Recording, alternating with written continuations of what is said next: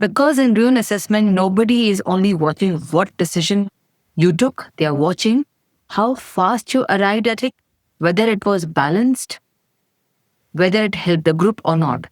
Speed without thinking is impulsive. Thinking without speed is ineffective. An officer lives in the middle. And आज हम बात कर रहे हैं speed of decision and judgement की। कितनी जल्दी और कितनी समझ से आप फैसला लेते हैं, ध्यान से समझना इस बात को। सिर्फ डिसीजन लेना इनफ नहीं होता, mind your girls and boys. और सिर्फ स्मार्ट डिसीजन लेना ये भी इनफ नहीं होता है। राइट डिसीजन रॉन्ग टाइम पे प्रॉब्लम क्रिएट करता है, एंड फास्ट डिसीजन बिना सोचे बिगर प्रॉब्लम को क्रिएट कर देता है। ऑफिसर का असली फैसला, असली स्किल ये होता है कि टाइमली एंड सेंसिबल डिसीजन, ना लेट ना जल्दबाजी में, बैलेंस्ड।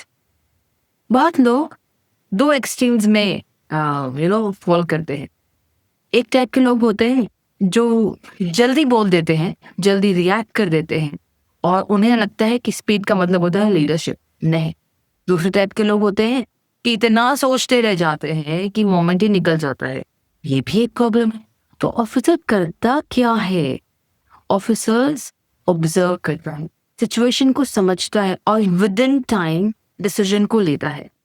अगर मैं दूसरे शब्दों में बोलूं, सोचो समझो फिर बोलो, पर टाइम पर बोलो। ये नहीं है कि 5 वर्षीय योजना में चल रहे हैं हम लोग और कुछ भी चल जाएगा। नहीं, छोटा सा एग्जाम्पल देते हुए, आप ग्रुप का टास्क चल रहा है, टाइम कम है, एक कैंडिडेट तुरंत आइडिया दे देता है बिना ग्राउंड चेक किए। दूसरा कैंडिडेट वेट करता है, देखता है कि फट्टा कहाँ है, बल्ली कहाँ है, डिसीजन मतलब डिस्टेंस क्या है, एंड परफेक्ट आइडिया देने का वो वेट ही करता रहता है। एक दिन में तीसरा इंसान सिचुएशन को देखता है, लोगों की कैपेसिटी को समझता है, रिस्क मेजर करता है, फिर एक workable plan according to the things which are available there, वो उसका डिसीजन होता है।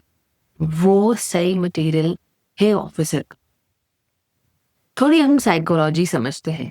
स्ट्रेस में ब्रेन जल्दी से एस्केप करना चाहता है, फ्लाइट मोड में चला जाता है, इसलिए हम क्विक डिसीजन ले लेते हैं अपने आप को ग्रेटिफाई करने के लिए कि भाई भूख लगी खाना खा लो, प्यास लगी पानी पी लो, या फिर ओवर थिंकिंग मोड में चला जाता है, फियर मोड में चला जाता है। दोनों ही केसेस में क्लैरिटी मिलती ही नहीं। जजमेंट तब स्ट्रांग होता है जब आदमी का, इंसान का माइंड काम होता है और आप प्रेजेंट होते हैं उस सिचुएशन में। सिंपल सा रूल है, calm mind is equal to better judgement plus better speed. मैं हमेशा अपने बच्चों को कहता हूँ, जोश बहुत अच्छी बात है, लेकिन जोश में होश नहीं खोना है, होश होना बहुत जरूरी है। एसएसबी में एसएसएस ये देखते हैं कि कैंडिडेट कितनी जल्दी सिचुएशंस को समझता है, कब बोला, क्या बोला, उसके डिसीजंस का इम्पैक्ट क्या हुआ, उस डिसीजन में उसके आसपास के लोगों पे इम्पैक्ट किया, मिशन पे क्या इम्पैक्ट हुआ। वॉल्यूम नहीं देखता है, टाइमिंग देखी जाती। ऑफिसर्स का हर सेकेंड मायने रखता है, हर सेकेंड में लाउड नहीं होना चाहिए उसको। ऑफिसर्स राइट सेकेंड में इफेक्टिव होता है, इफेक्टिव उसको बोलना है। लाइफ में भी सेम, पेरेंट्स कब स्ट्रिक्ट होना है, कब सपोर्ट देना है, स्टूडेंट्स को कब पुश करना है, कब पॉज लेना है, प्रोफेशंस को मैं ये बोलूंगी कब स्पीकअप करना है, कब वेट करना है।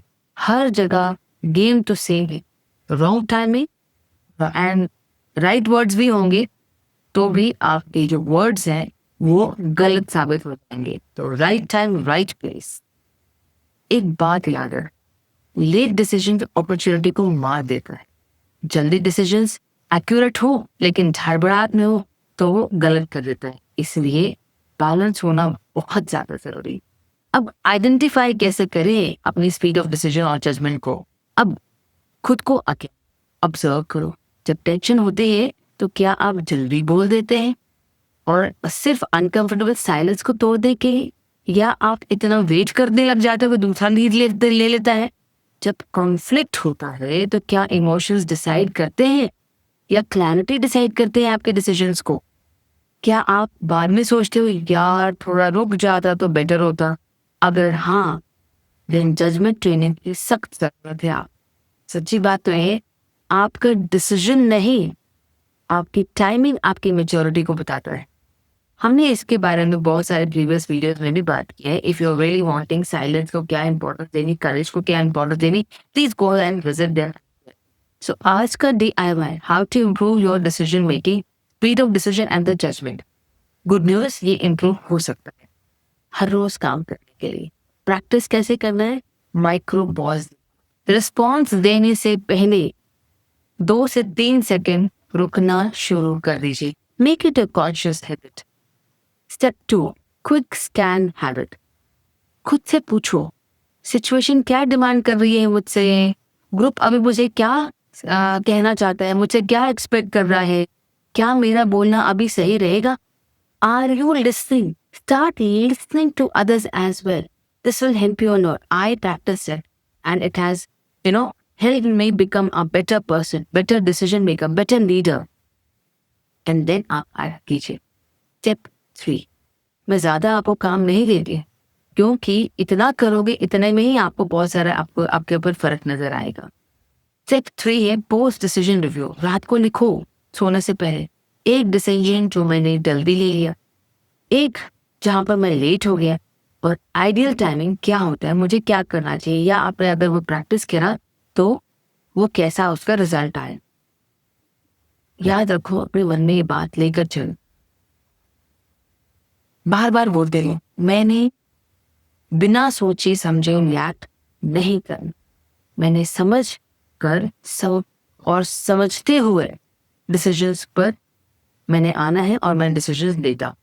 ये बात अपने मन में घन कर लीजिए।